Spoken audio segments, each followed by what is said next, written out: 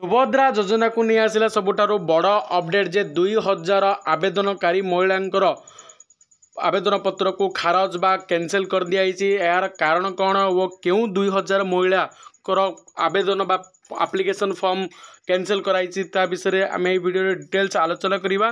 किंतु ता पूर्व जदि चैनल को प्रथम थर आसता तेज चैनल को निहाती सब्सक्राइब करके पाखे बेल आइकन को प्रेस कर दिंतु। देखो पाखापाखि तुम 60 लाख रु ऊर्ध्व महिला कौन कर एप्लाई कर सुभद्रा योजना जो थे कि 25 लाख 11 जन महिला को 17 तारिख दिन बैंक अकाउंट को 5000 टका लेके पठे दिखाई। किंतु आउ रही बर्तमान 47 लाख महिला बैंक अकाउंट को ए पर्यंत पैसा आसनी।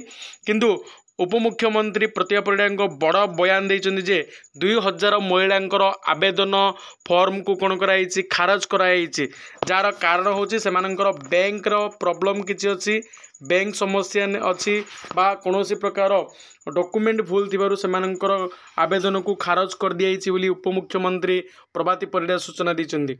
तबे किपरि जानिबे आपणकर केउ महिला मानकर आवेदन पत्र को खारज कराई ता संबंध में कौन प्रकार सूचना देना कौन प्रकार वेबसाइट रे लिस्ट आसनी।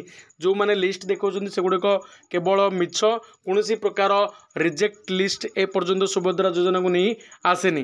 तेणु जो मानकर आसनी से माने पुनर्बार आउ थे चेष्टा करूँ आवेदन करने एवं बारंबार आपणकर मेसेज किंबा बैंक रे चेक करथांतु कारण एबे 2-3 दिन लगी लगी आसूसी पैसा। तेणु आपणकर गोटे 2 दिन आसी जाई पारे।